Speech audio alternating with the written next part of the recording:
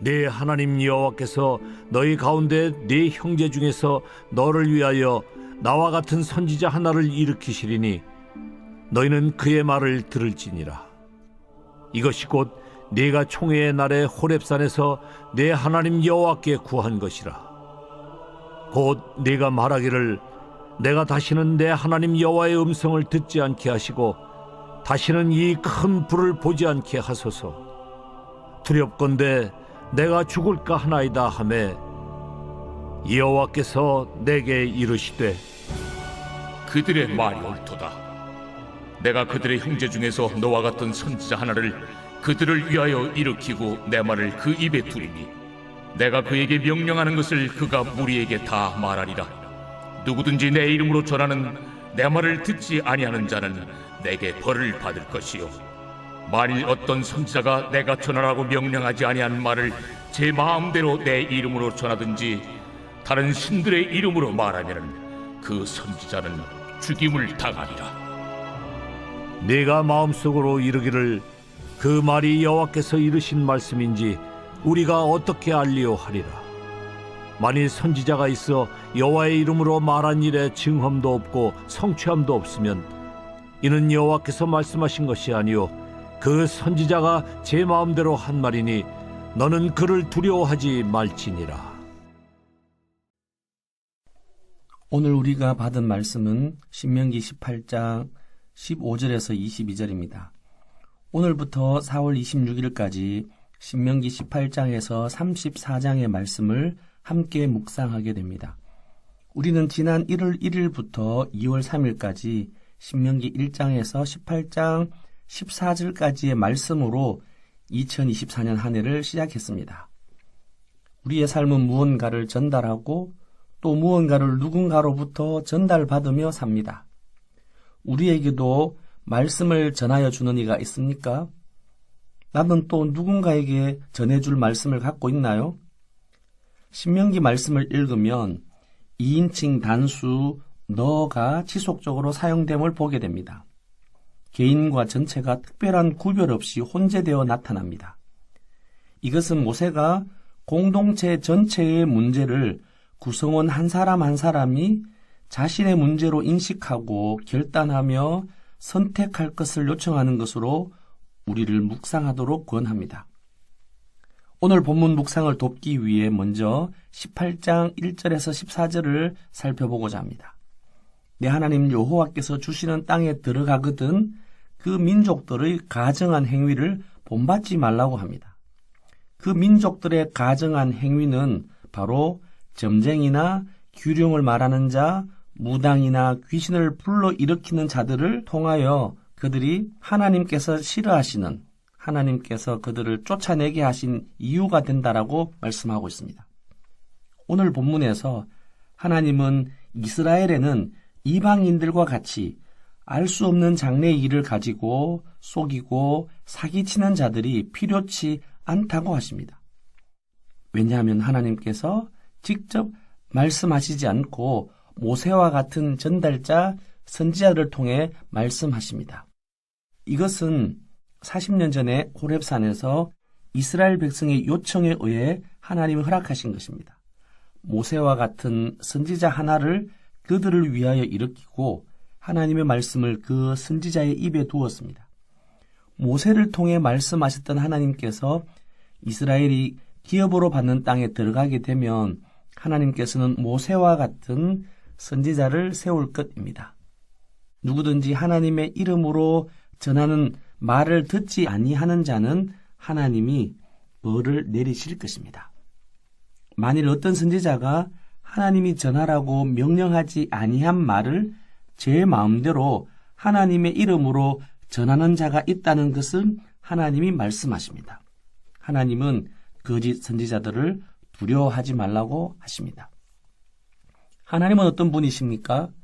하나님은 직접적으로 그들과 교제하기를 원하셨으나 그들의 간청에 따라 말씀을 전달할 전달자를 세우시는 분입니다. 하나님의 말씀을 전달되어질 때 우리는 그의 말을 들어야 합니다. 하나님의 이름으로 전하는 말을 듣지 아니하는 자는 누구든지 하나님께서 직접 벌을 내리시는 것입니다. 우리는 바울이 데살로니가 교회의 모습을 보며 하나님께 감사를 드렸던 것을 기억납니다. 데살로니가의 성도들이 바울 일행의 말을 들을 때 사람의 말로 받지 아니하고 하나님의 말씀으로 받음을 보고 감사했던 것이죠. 그러면 말씀을 전달하는 자의 마땅한 태도는 무엇입니까? 그는 하나님이 그에게 주신 말씀을 듣고 하나님의 말씀을 온전히 말하는 것입니다. 백성들의 얼굴 안색을 살펴서 할 말과 하지 않을 말을 가리는 것이 아니라 하나님이 하신 말씀, 하나님이 그의 입에 주신 말씀을 가감없이 전달하는 것입니다. 말씀을 전달하는 자에게 엄중한 경고가 주어집니다.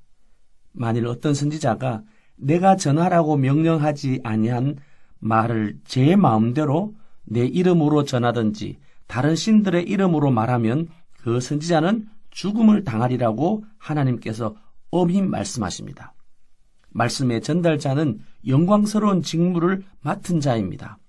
온 세상의 왕이신 하나님의 말씀을 대신하여 전하는 이 땅 위의 대사들입니다. 그러나 동시에 매우 위험한 직무 수행자들입니다. 하나님은 여호와의 이름으로 말한 이들 중에 하나님의 말씀을 받은 것이 아니라 제 마음대로 한 말에 대해서는 말한 바에 대해 어떤 성취함도 정험도 없게 하시는 분입니다. 그러므로 말씀을 듣는 자들의 책무 역시 분명합니다. 어떤 사람이 하나님의 이름으로 와서 하는 말이 여호와께서 이러신 말씀인지 아닌지를 분별하는 분별력이 필요합니다. 이 분별의 기준은 내가 아닙니다. 예수님은 자신이 하는 말은 자의로 하는 것이 아니라 나를 보내신 아버지께서 내가 말할 것을 친히 명령하여 주셨으니 그러므로 내가 이르는 것은 내 아버지께서 내게 말씀하신 그대로니라 라고 요한복음 12장 49절에서 50절에서 분명히 말씀하십니다. 하나님은 오늘날에도 하나님의 말씀을 전달하는 전달자들의 입에 하나님의 말씀을 담아주십니다. 하나님은 온 세상에 하나님의 말씀을 전달할 자로 오늘날 그리스도인들을 택하셨습니다. 오늘 우리는 보냄받은 선교지, 보냄받은 사역지에서 만난 이들에게 들려줄 하나님 말씀을 갖고 있습니까? 하나님께서 우리에게 들려주시는 하나님의 말씀을 우리는 어떻게 받을 수 있습니까? 매일매일 성경을 읽는다는 것은 바로 이 순간에 천상에서 이 땅의 성도들, 교회들을 다스리시는 하나님의 말씀을 듣는 것입니다. 그러므로 하나님의 말씀을 듣는 일은 우리의 그 어떤 일상보다 귀한 일입니다. 그리고 하나님 말씀을 들을 때에도 내가 듣고 싶은 것을 듣는 것이 아니라 하나님이 말씀하시는 바를 바르게 듣는 지혜가 필요합니다. 오늘 하나님께서 나에게 주신 말씀은 무엇입니까? 지금도 우리가 전달받은 수많은 여호와의 이름으로 말해지는 말들이 하나님의 말씀인지 그 전달자가 자기 마음대로 한 말인지 분별해야 합니다. 그가 하는 말이 하나님의 성취함이 없는 가정한 자기 말이라면 그것은 길흉을 말하는 자요 점쟁이나 무당이며 신접한 자의 말에 불과하기에 조금도 두려워할 필요가 없습니다. 함께 기도하겠습니다. 오늘도 생명의 양식을 우리에게 내려주셔서 참 감사합니다. 하나님 말씀을 즐거워하며 그 말씀을 하루 종일 묵상하는 복된 삶을 살도록 인도하여 주옵소서. 세상의 여러 목소리나 나의 생각이 아닌 신뢰할 수 있는 하나님 말씀을 통하여 하나님의 음성을 들려주시니 감사합니다.